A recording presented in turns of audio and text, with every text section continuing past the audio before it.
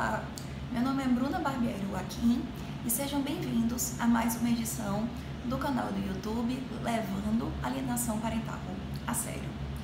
Eu sou professora em Direito, eu sou mestre em Direito pela Universidade Federal do Maranhão, assessora jurídica no Tribunal de Justiça do Maranhão e doutoranda em Direito pelo Centro Universitário de Brasília. Eu gostaria de agradecer o convite da Alexandra Ullmann, da Andrea Calçada, para compartilhar com vocês um pouco dos estudos que eu desenvolvi no mestrado e que continuo desenvolvendo no doutorado a respeito do tema da alienação parental.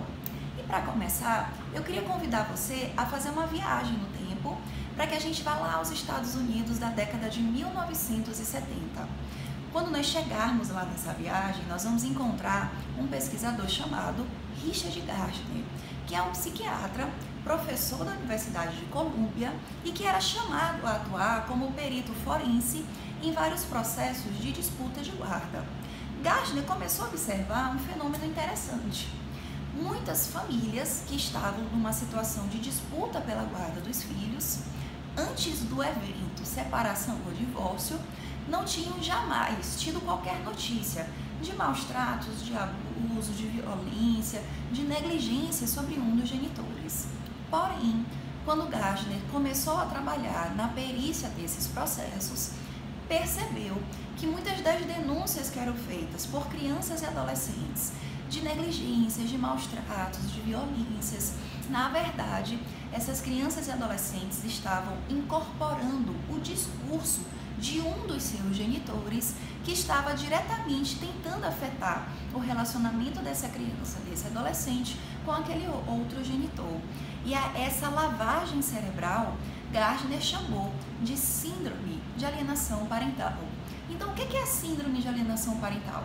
É esse processo de se influenciar uma criança ou um adolescente para que ele sinta medo, para que ele tenha receio, para que ele alimente ódio ou simplesmente despreze a figura desse outro familiar. E por que é importante nós falarmos sobre alienação parental? Porque a síndrome de alienação parental, quando instalada nessa criança ou desse adolescente, ela vai representar um prejuízo ao seu desenvolvimento biopsicossocial.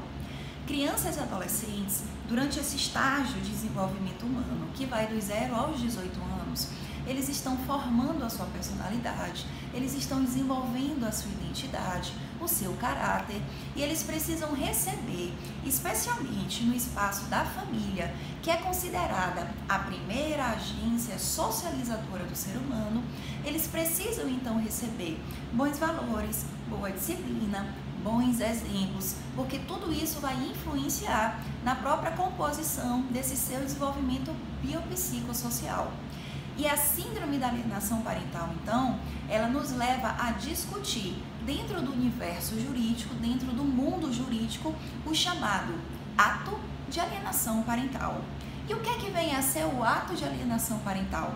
É todo comportamento, é toda interferência de um adulto no desenvolvimento de vínculos psicológicos, de vínculos afetivos de uma criança ou adolescente com outro familiar.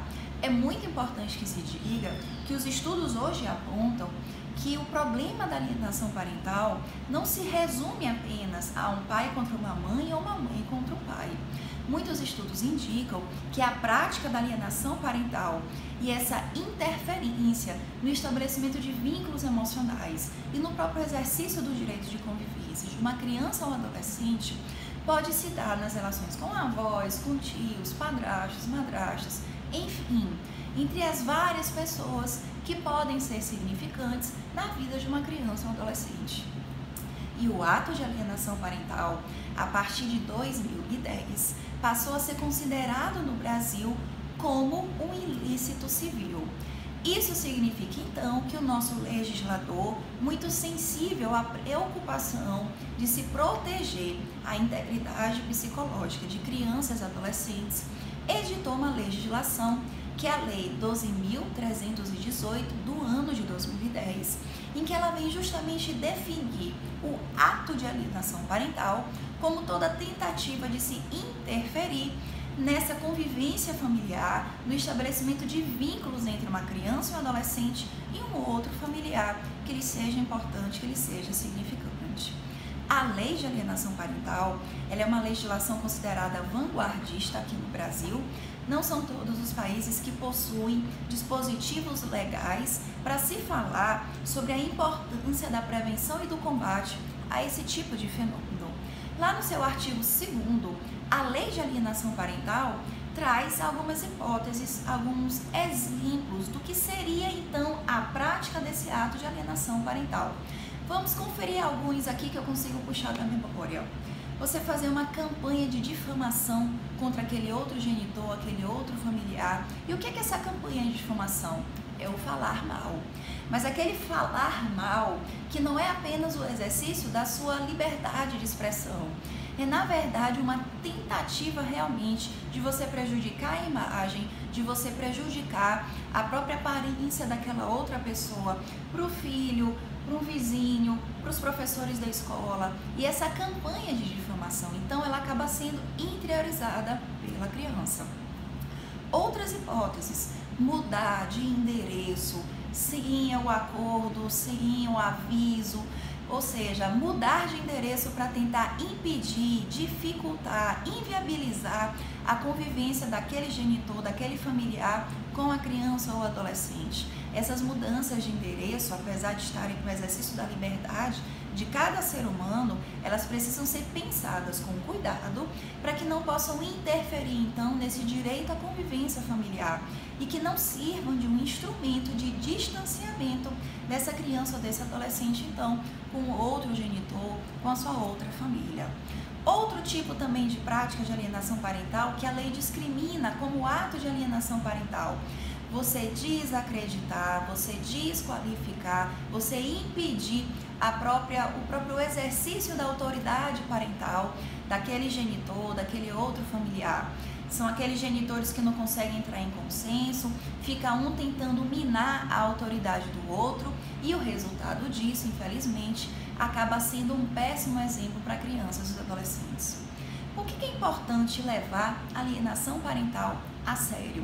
Porque tudo aquilo que a criança ou adolescente aprende dentro de casa, com aquelas pessoas que lhe são mais significantes, ela vai acabar consciente ou muitas das vezes inconscientemente reproduzindo nas suas próprias relações, quando ela for um pai ou uma mãe, quando ela for esposo ou esposa, quando ela for um amigo, quando for um colega de trabalho.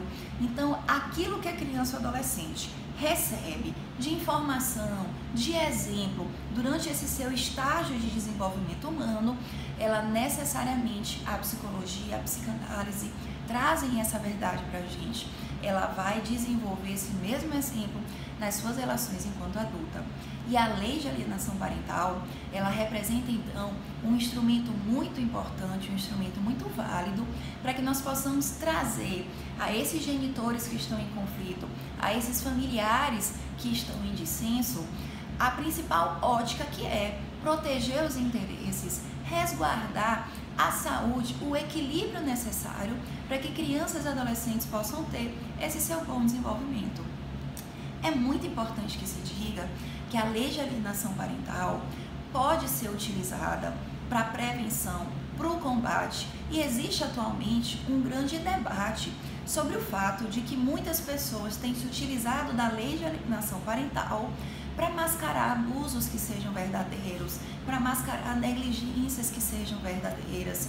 E é muito importante que as instituições do sistema de justiça, que os advogados, juízes, promotores, defensores possam realmente buscar sempre a verdade real dos fatos, porque a lei é boa. Infelizmente, algumas pessoas que tentam aplicar a lei de uma forma controversa, de uma forma indevida, infelizmente isso pode acontecer. Assim como várias pessoas falam sobre uma má aplicação da Lei Maria da Penha, sobre a Lei de Violência Doméstica, enfim.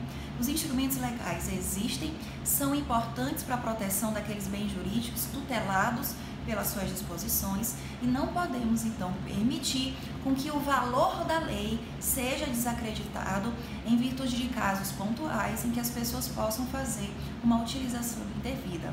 Por isso que é sempre importante se aplicar a interdisciplinariedade, se aplicar então um bom estudo social, um bom relatório psicológico, fortalecer toda a rede de atendimento que está à disposição do próprio judiciário para essa proteção, para essa tutela do público infanto-juvenil.